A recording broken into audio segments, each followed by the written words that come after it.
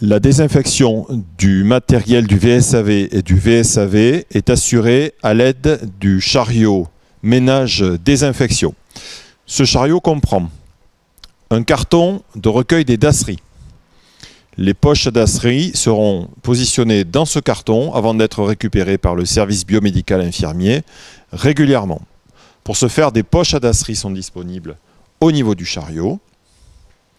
On trouve également le produit de désinfection des surfaces. Ce produit est utilisé avec une lingette verte. Il doit être appliqué sur la lingette verte avant d'être utilisé pour nettoyer les surfaces. Un produit de désinfection des sols sous forme de sachet est disponible. Ce sachet doit être dilué dans 8 litres d'eau au moyen du bidon prévu à cet effet. La solution ainsi préparée est stable pour une durée d'1 semaine environ dans le bidon maintenu fermé. Le nettoyage des sols s'effectue à l'aide du balai à tête mobile et d'un bandeau à usage unique. Le bandeau à usage unique est trempé dans la solution désinfectante qui sera au préalable positionnée dans le seau bleu. À ce moment-là, le sol est nettoyé. Le bandeau à usage unique sera ensuite évacué dans le carton dasserie. Le protocole de désinfection est disponible sur le chariot. On distingue 2 types de protocoles. Le protocole de désinfection après chaque intervention, le protocole de désinfection hebdomadaire ou en présence de souillure.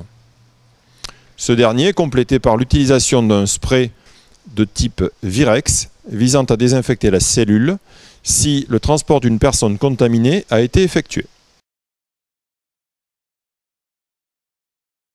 En premier lieu, les opérations de désinfection vont concerner le matériel qui a été au contact de la victime. À titre d'exemple, dans le sac d'intervention, le matériel d'examen va être décontaminé.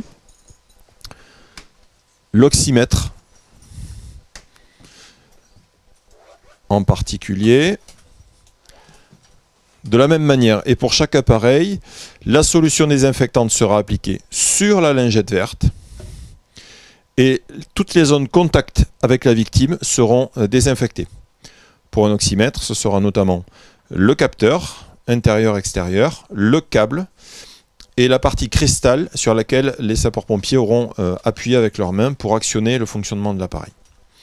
Il en sera fait de même pour le tensiomètre, le lecteur de glycémie, le thermomètre, la lampe pupille et tous les appareils qui auront été à un moment donné au contact de la victime. De la même manière, le matériel d'immobilisation, de transport, de brancardage bénéficiera de la même désinfection.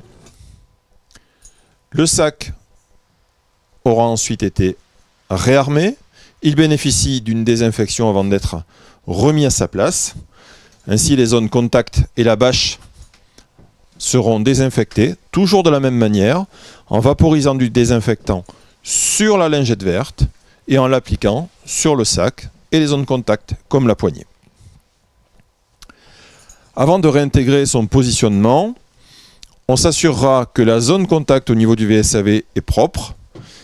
Ainsi, le sapeur-pompier procède à sa désinfection au moyen, là aussi, du produit destiné à cet effet pour les surfaces hautes. Le support du sac est nettoyé, partie haute, partie basse. Les boucles de maintien du sac seront désinfectées de la même manière, avec une attention particulière sur les zones contact qui permettent de déverrouiller les boucles de maintien. Lorsque le support du sac est prêt, ce dernier peut être placé et fixé à son emplacement habituel. Précaution particulière lors de la désinfection du sac, on s'assurera de ne pas projeter ou de ne pas passer de produit sur la cellule du détecteur de monoxyde de carbone. Les surfaces dites hautes, zones de contact, notamment celles qui ont permis de poser du matériel, sont désinfectées de la même manière. On s'attache à faire la partie plane, les ridelles. Il en sera de même pour les différentes surfaces, comme le plan de travail, puis le matelas immobilisateur à dépression et le brancard. On retiendra que toutes les zones qui ont été en contact avec une victime ou avec du matériel doivent être désinfectées. Si des souillures sont présentes, comme du sang, vomissement, excrétion, on s'assure de nettoyer dans un premier temps pour retirer les traces visibles avant de procéder à une nouvelle désinfection dans un deuxième temps. On voit ici le sapeur-pompier qui achève le nettoyage du plan de travail.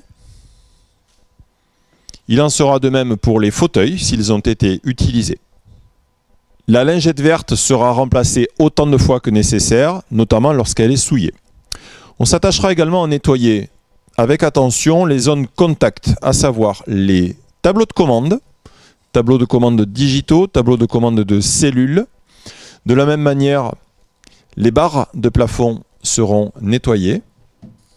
Ce sont des zones contact importantes, donc on s'assure que chacune des barres ait bénéficié d'une désinfection, et ce de chaque côté de la cellule.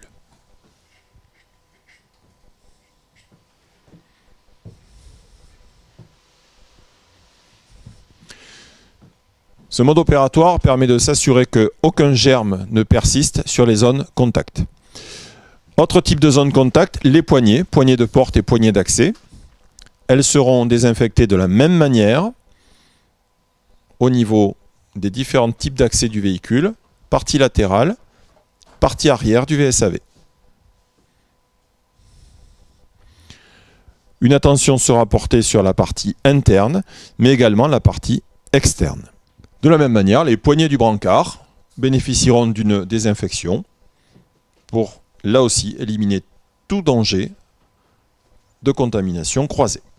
De la même manière, chaque semaine ou après chaque intervention en période de Covid, les organes et zones contact de la cabine seront nettoyés, à savoir le micro, tout comme le portatif TPH 700 lorsqu'il aura été retiré de son socle, puis le levier de vitesse,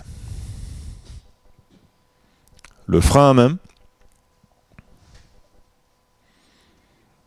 le volant et les commandes de tableau de bord. Ces précautions permettent de réduire les zones contact. Elles doivent être appliquées avec soin. De même, on s'attachera à nettoyer les poignées de porte côté interne et côté externe des portières. Les poignées extérieures des portières et portes du véhicule seront désinfectées de la même manière. Portières de cabine et portes de cellule. Les bouteilles d'oxygène doivent également bénéficier d'une attention particulière. On commencera par l'orifice de connexion de tubulure qui sera nettoyé soigneusement, puis le robinet débitmètre avec la partie supérieure du chapeau, puis le robinet d'armement sera nettoyé, et enfin on s'assurera que la poignée de portage soit décontaminée.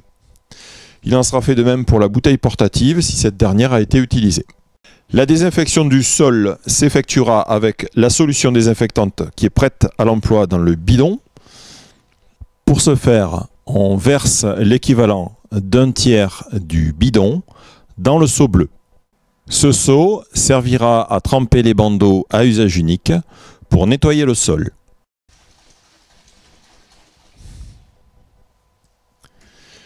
Le bidon est refermé après usage afin de conserver toutes ses propriétés désinfectantes.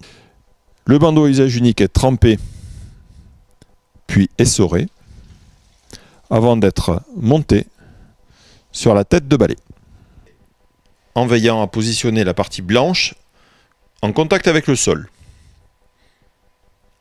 Le bandeau est fixé au moyen des dispositifs prévus à cet effet. La désinfection du sol est assurée en respectant les principes du balayage en S, autrement dit, éviter de revenir sur une zone qui a été nettoyée. On procède d'abord à un côté permettant la sortie du sapeur-pompier, qui n'a pas à marcher sur une zone où il a procédé à la désinfection. Puis, on procède à la désinfection de la deuxième partie, de l'autre côté du brancard. Toujours pareil, en respectant le principe du balayage en S, marche en avant. À l'issue, le marchepied est désinfecté d'un seul passage. À l'issue de la désinfection du sol, et aussi souvent que nécessaire, notamment s'il est souillé, le bandeau à usage unique est jeté dans le sac d'asserie.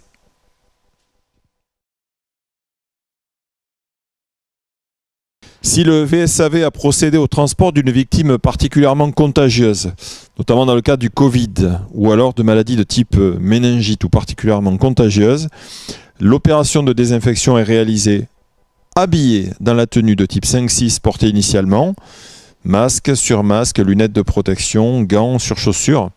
Le sapeur-pompier procède alors à la désinfection des surfaces, à la désinfection du matériel et au nettoyage des sols dans sa tenue de protection. Cette dernière ne sera retirée qu'à l'issue de toutes les opérations de désinfection. La désinfection terminale s'achève par la vaporisation dans la cellule d'une solution de type Virex P50 à l'aide d'un dispositif à percuter automatique.